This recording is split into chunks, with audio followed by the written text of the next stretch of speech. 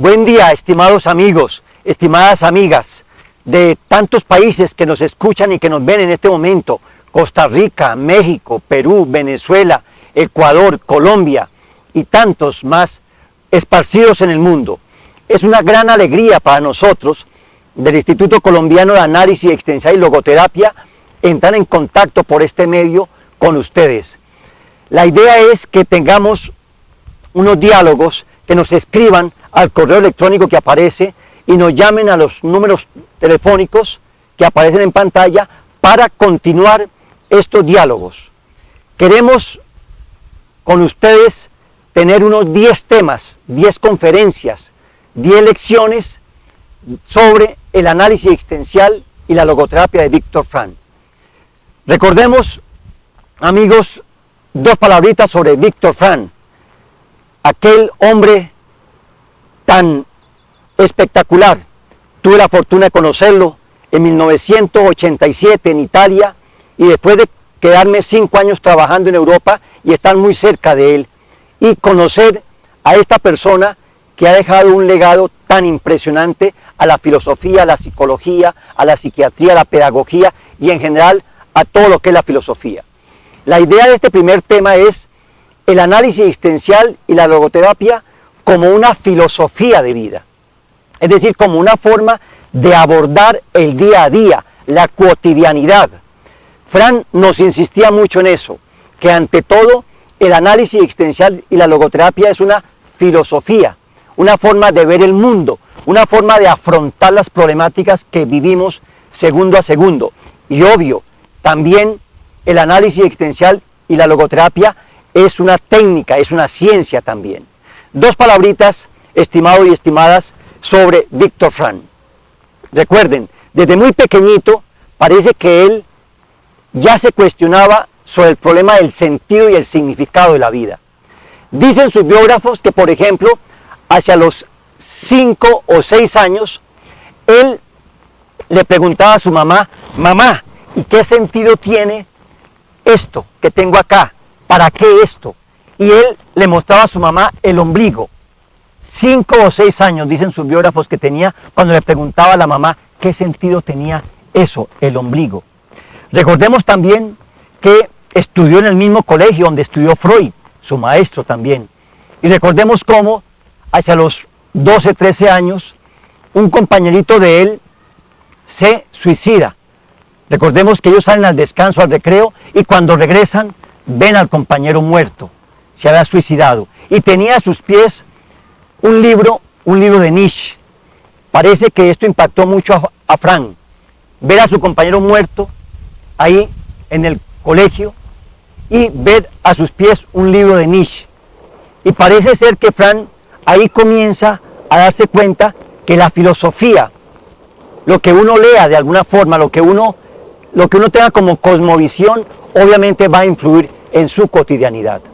Recordemos también cómo su maestro Fritz, aquel famoso biólogo reduccionista, que en algún momento en clase de biología les dice a ellos, pero muchachos, muchachas, la vida en últimas es un proceso de oxidación y de combustión.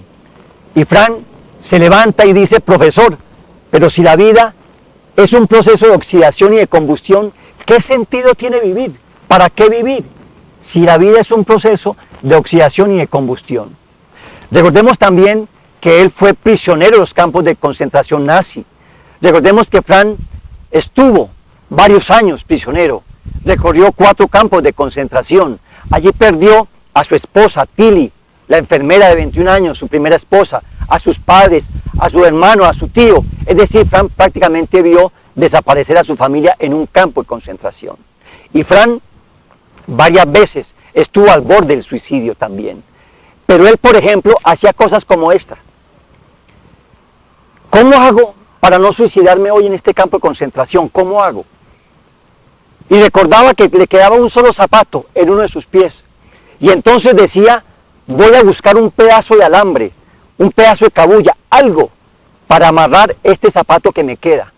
Ese era, estimados y estimadas, su sentido de vida para no suicidarse. Buscar entre un campo de concentración sobre compañeros muertos, incluso buscar un alambre, algo para amarrar el único zapato que le quedaba. Ese era su sentido de vida. Recordemos cómo él también se imaginaba que algún día iba a estar hablando en el auditorio de Viena ante 300 personas, 500 personas, y él se imaginaba hablándole a ellos allá en el auditorio de Viena, hablándoles de qué, de su experiencia en el campo de concentración. Frank trataba de encontrar un sentido a su vida para no suicidarse. Nosotros, nosotras, también, estimados y estimadas, podemos encontrarle a cada segundo de nuestra vida el sentido, el para qué. Y recordemos que cuando encontramos el sentido y significado, ocurren dos cosas, recordemos. El sentido y significado desde el análisis existencial y la logoterapia debe cumplir por lo menos dos criterios. Uno, que mi sufrimiento o mi malestar comienza a disminuir. Cuando yo le encuentro el sentido a algo, estoy más tranquilo, más sereno, sufro menos. El dolor va pasando, el sufrimiento va pasando. Primer criterio. Y segundo criterio, cuando yo le encuentro sentido a algo, veo que hay un insight, una comprensión súbita, una explicación a ese hecho. Y esa explicación, ese nexo, ese pegante, ese insight nuevo, eso me ayuda también a disminuir mi malestar. Eso es el sentido. Entonces Frank, en los campos de concentración, vivía de esa manera. Recordemos también la influencia que tuvo algunas frases, bueno, muchos filósofos, ¿verdad? Existencialistas, Nietzsche, Kierkegaard, ¿sí? Heidegger, influyeron mucho, Sartre, en Frank, Buber, Martin Buber, etc. Entonces, por ejemplo, esa frase que dice Frank, que veía en alguno de los textos de Nietzsche, que es, solo el que tenga un porqué para vivir puede soportar casi cualquier cómo. Ese puede ser el objetivo de la logoterapia.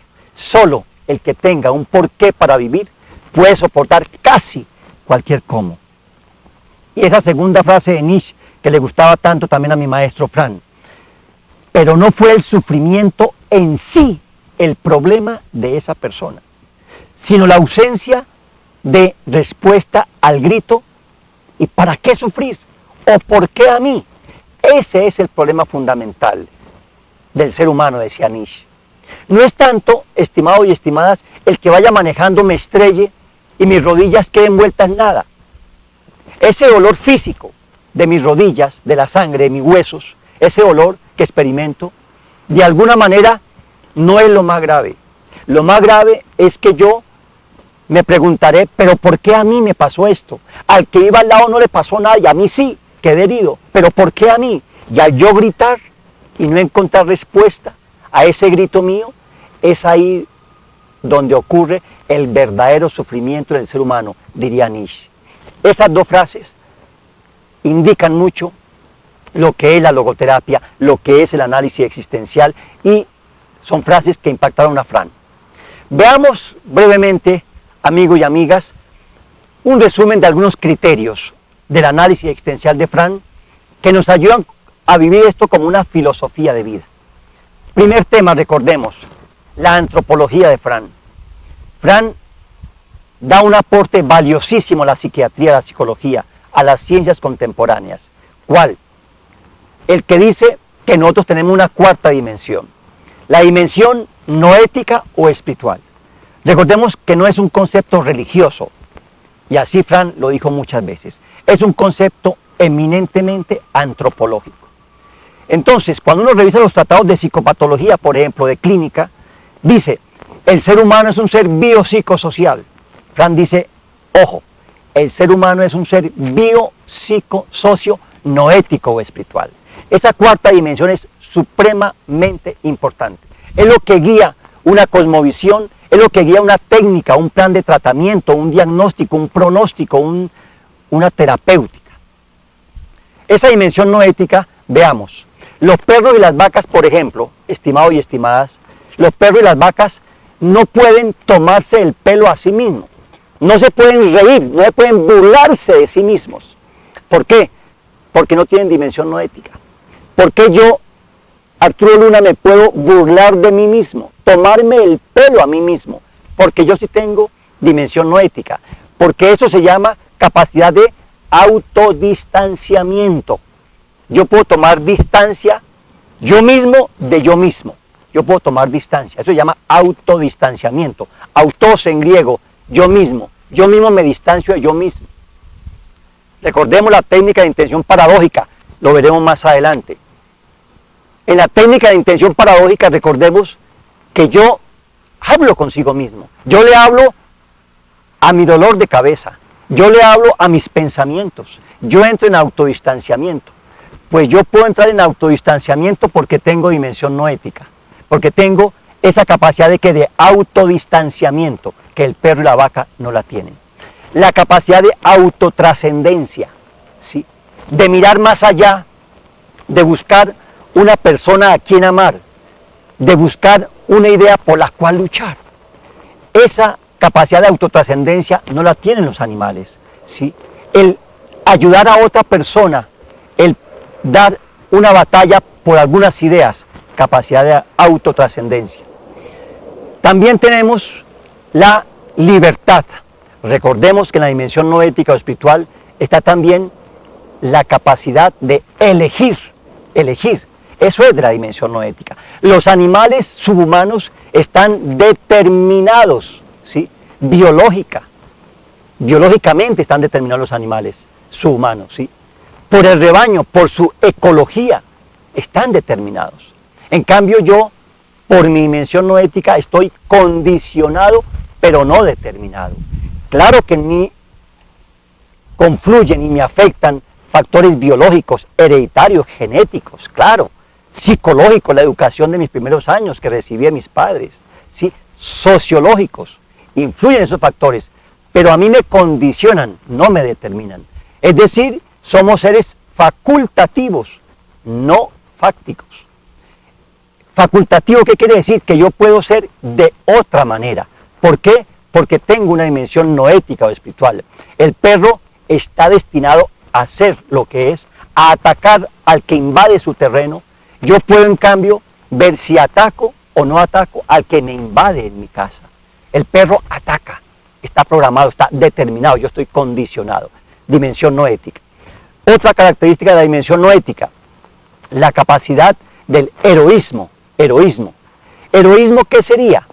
Es ir contra las leyes de la selección natural, por ejemplo, ¿sí? La madre que se tira a un río, no sabe nadar y se tira al río a salvar a ese niño. Esa mamá va en contra de una ley de la selección natural que dice, sálvese usted primero, el otro que se muera, ¿sí? La mamá se tira al río, no sabe nadar, a salvar a ese niño.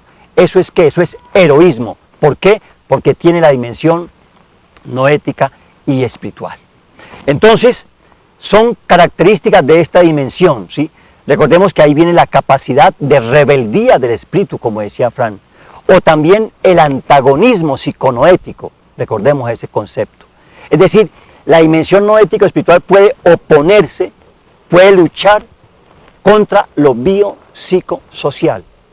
Entonces, son características de esta dimensión, repetimos, que es una dimensión antropológica y que marca un hito en las ciencias humanas, las ciencias naturales. Otra característica, la responsabilidad. Recordemos que eso es un tema central en el análisis existencial de Víctor Frank. Responsabilidad viene de response, respuesta. Recordemos esas dos frases bellas de Frank, estimados y estimadas. Nosotros no somos los que le preguntamos a la vida, nosotros somos los que le respondemos a la vida, ¿sí? La vida es la que me plantea unas preguntas, ¿sí? La vida me plantea unos desafíos. ¿Yo qué puedo hacer frente a esos desafíos? Quedarme, pero ¿por qué a mí? ¿Pero por qué a mí? ¿Pero por qué a mí? No, estimados, estimadas, no. Yo soy el que respondo, porque ante todo tengo una dimensión no ética espiritual, por eso puedo responder a cualquier desafío que la vida me coloque. Eso es responsabilidad, capacidad de respuesta. Recordemos esa otra frase de Frank, famosa. De frente al destino adverso e inevitable, es inútil que yo me pregunte, ¿pero por qué a mí? ¿Pero por qué a mí? ¿Qué hice o qué dejé de hacer? Es inútil. Lo que yo sí puedo hacer es dar una respuesta. Eso sí puedo hacer. Eso es responsabilidad. También responsabilidad, ¿qué es?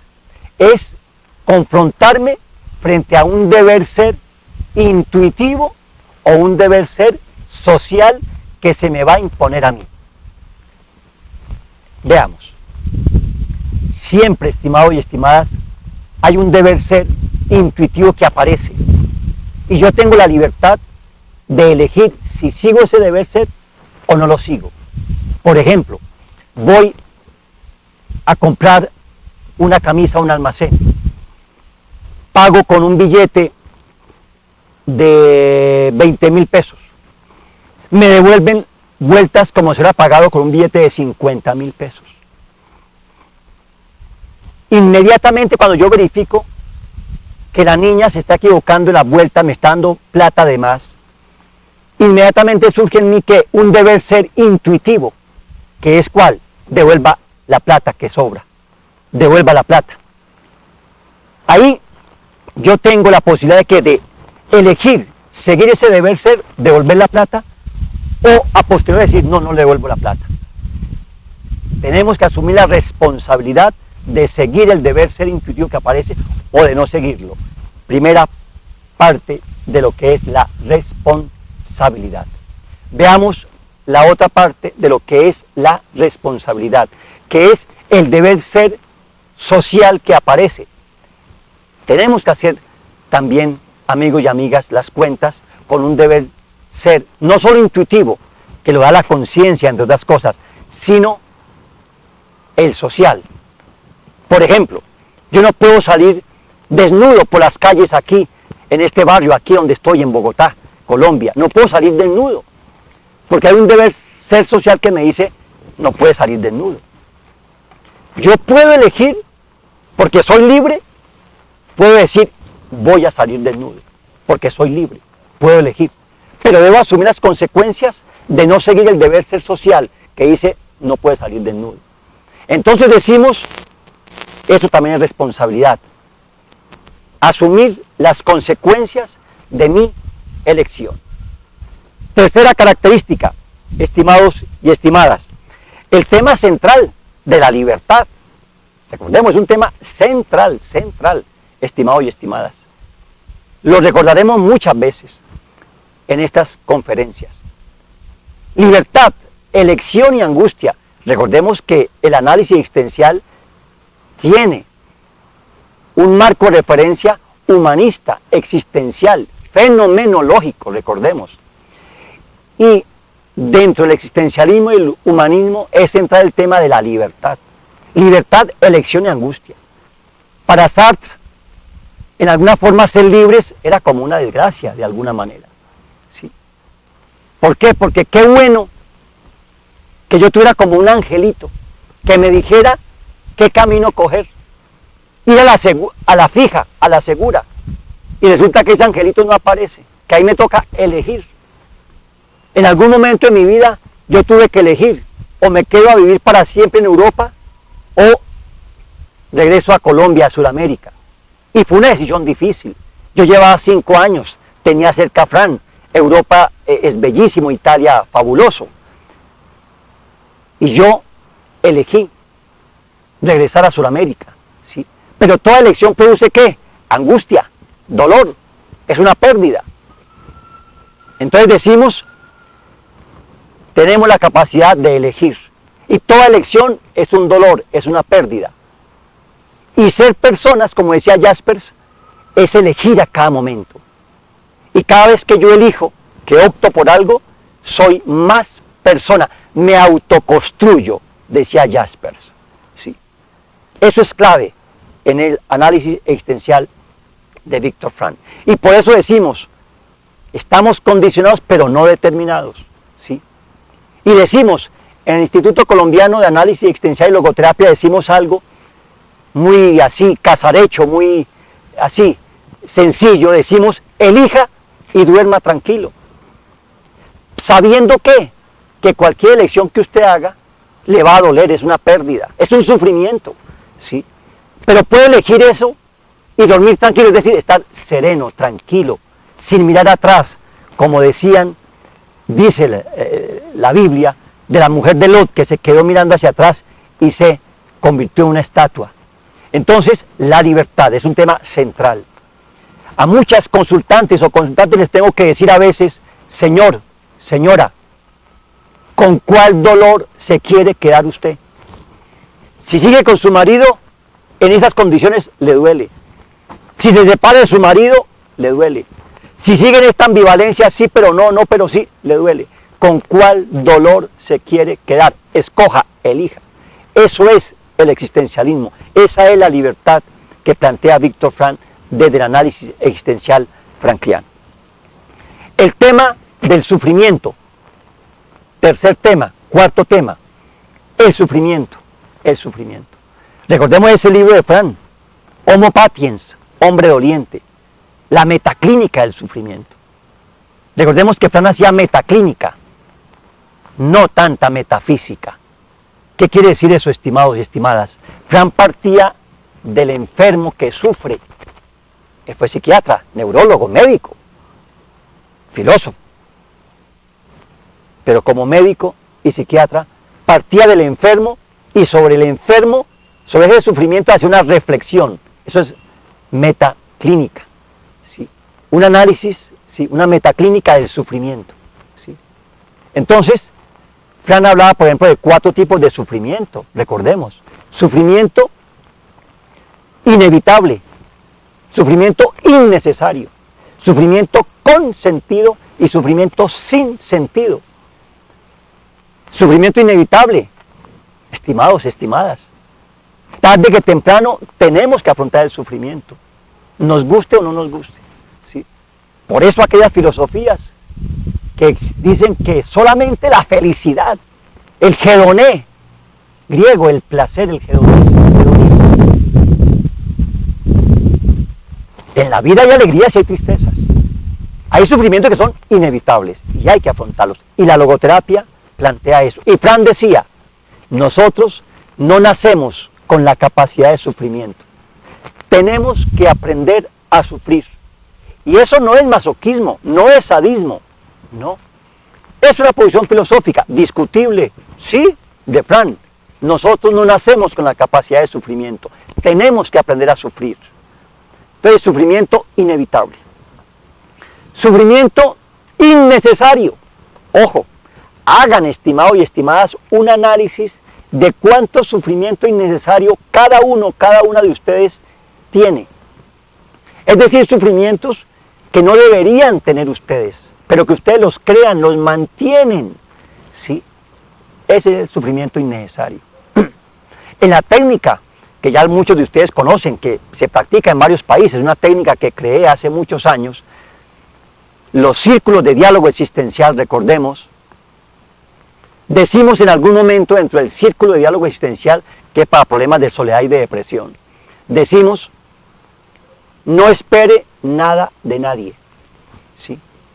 Entre más usted espere de los demás que le den cosas, que le den, más corre el riesgo de sufrimiento innecesario, ¿sí? Entonces decimos, trate de no esperar nada de nadie. Si te regalan ese vaso con agua, gózate ese vaso con agua. Si no te lo dan, ve tú y lo tomas, ¿sí?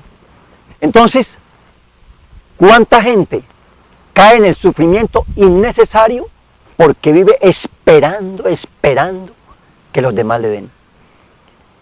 La esposa que vive esperando de su esposo, que le dé, que se recuerde su cumpleaños, que le lleve el tinto a la cama.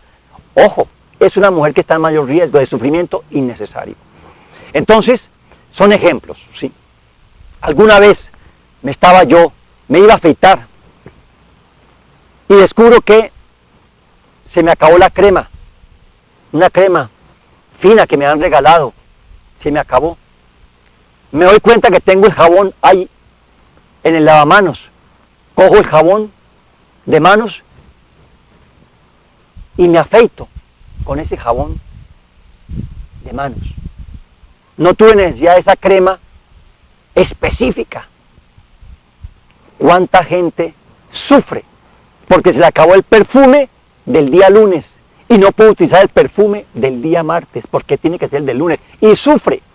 ¿Cuánta gente hay que sufre porque ese día tiene pico y placa, no puede sacar el carro y sufre porque es que sin el carro se siente que es un indigente, que no vale nada? ¿Eso es qué? ¿Sufrimiento qué? Innecesario. Analicen, estimados y estimadas, cuánto sufrimiento innecesario ustedes crean y ustedes mantienen. Después tenemos el sufrimiento sin sentido. Recordemos que el sufrimiento sin sentido nos desespera y nos puede llevar al borde del suicidio. Sí.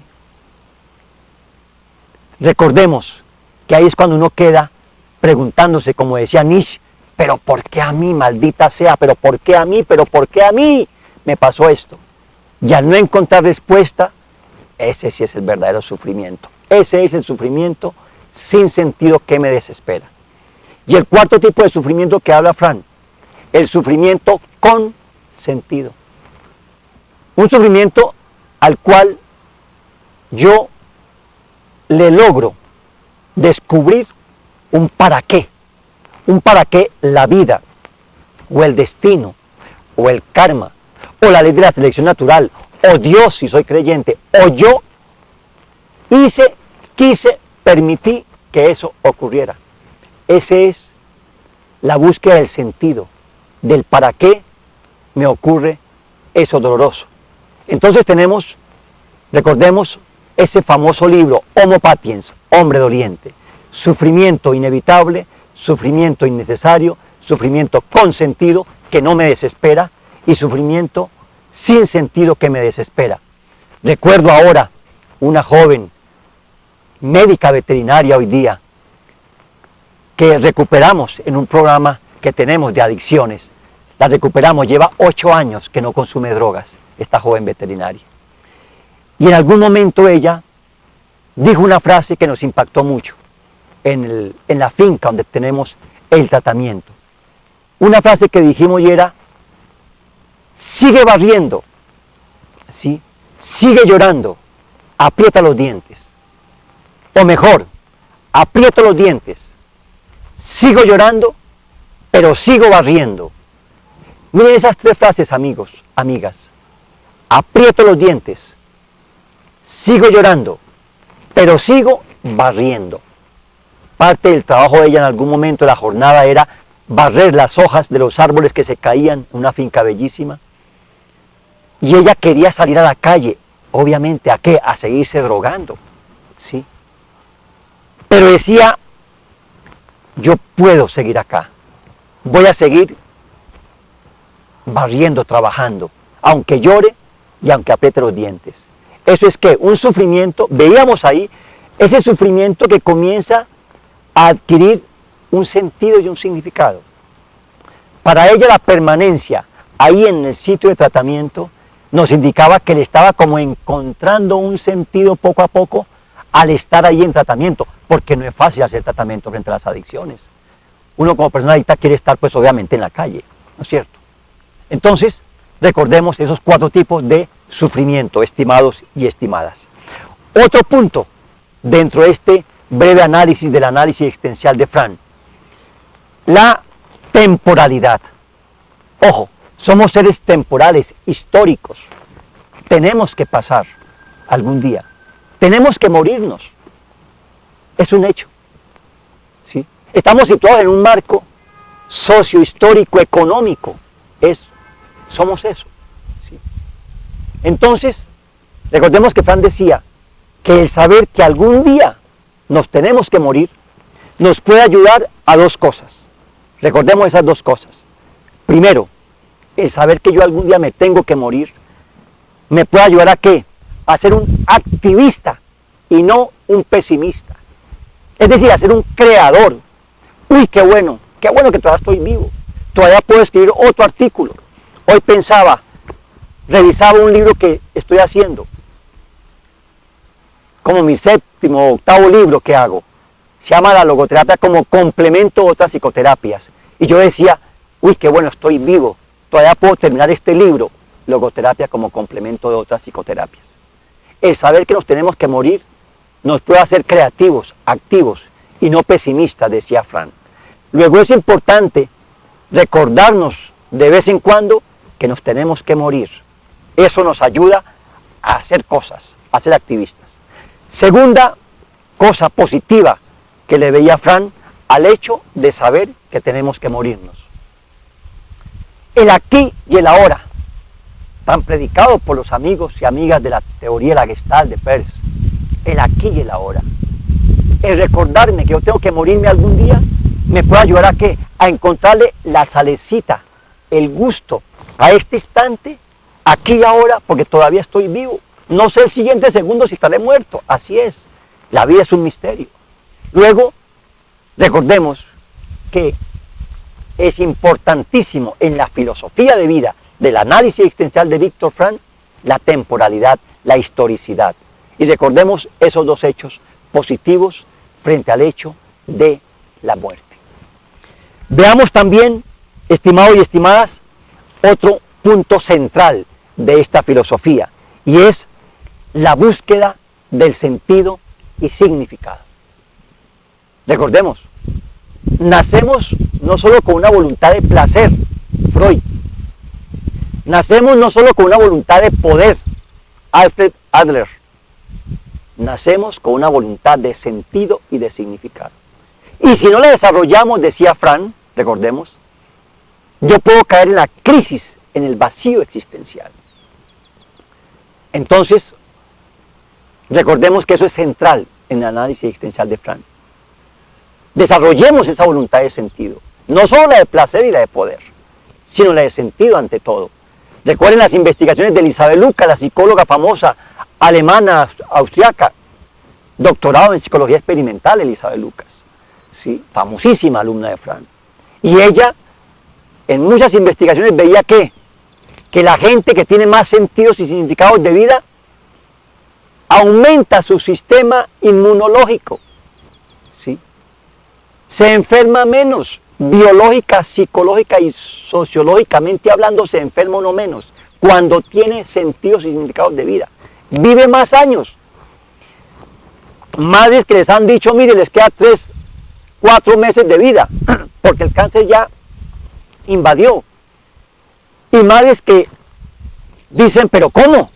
Tengo niños pequeños todavía. Y pasan 5, 6 y 7 años y siguen vivas. Van contra la biología. Eso existe, está documentado, estimados y estimadas. Entonces, la voluntad de sentido es un tema central desde el análisis existencial de Viktor Frankl.